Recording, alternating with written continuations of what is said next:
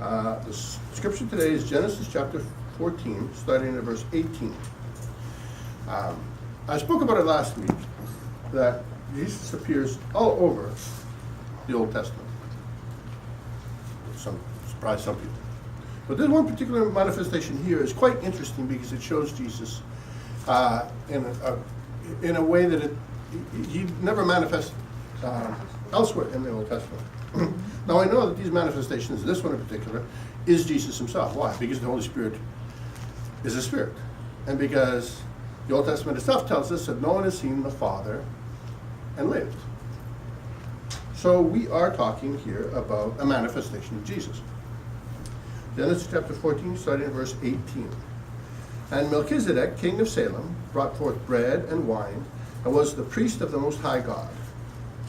And he blessed Abraham, and said, Blessed be Abram of the Most High God, possessor of heaven and earth, and blessed be the Most High God, which hath delivered thine enemies into thine hand, and gave him tithes of all.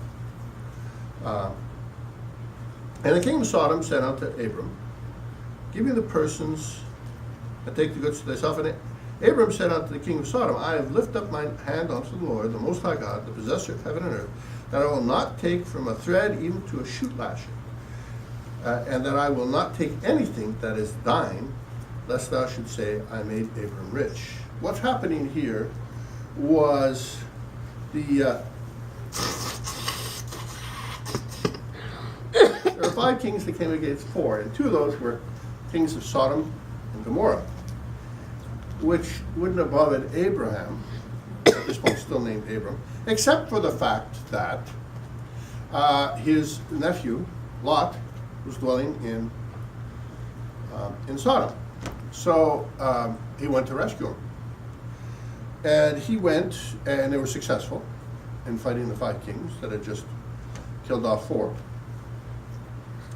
And so he was on the way back, and he was met by this Melchizedek, which Abraham, right at the end here, says, I will not take,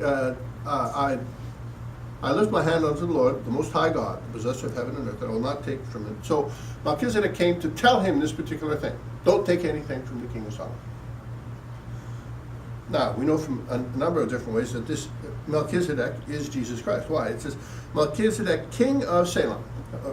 Well, there's no such nation as Salem, because Salem means peace. He was the king of peace, and Melchizedek also means the king of righteousness.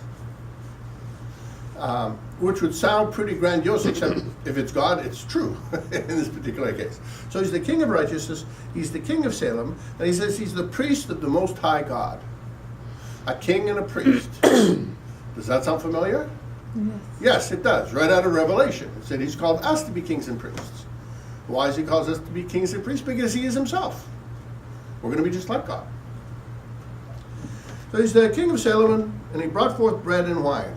Does this sound familiar? Yes. We come back to the Last Supper. Jesus took the bread, broke it, said, This is my body.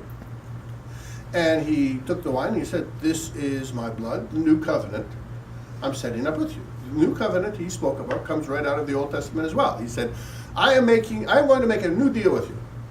And instead of giving you laws written on stone, I'm going to write them on your heart instead. So I won't have to teach you. You will know. And so Jesus set up the new covenant.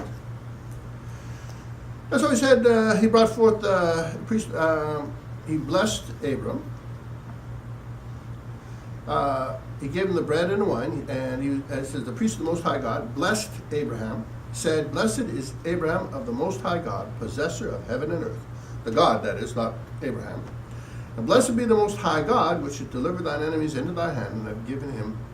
And he, Abram, gave Melchizedek tithes of all. This is not about tithe, this message.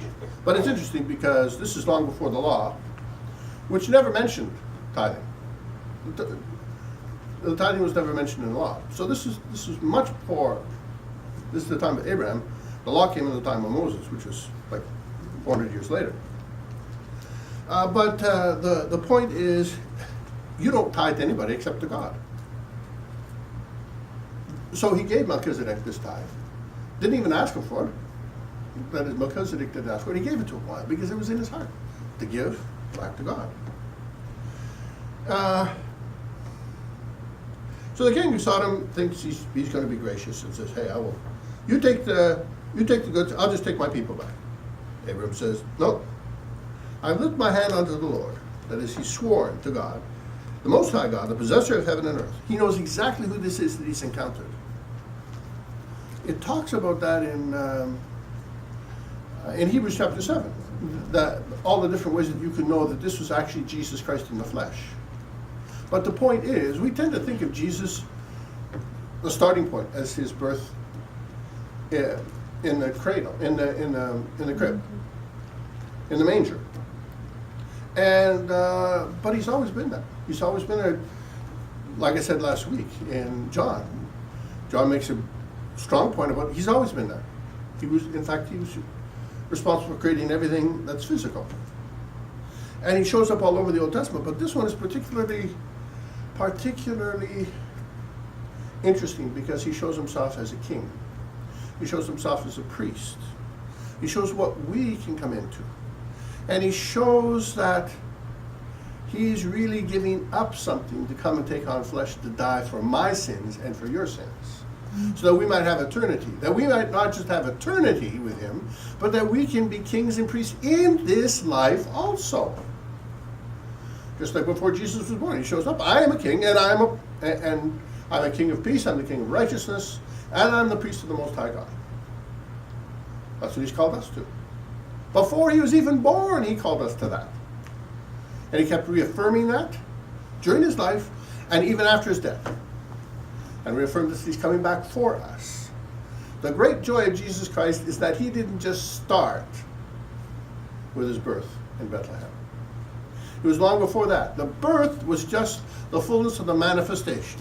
His dying on the cross, formally, so that I can be like him in this world, and I can be like him in the next world. And I have victory, and I'm not under the thumb of Satan.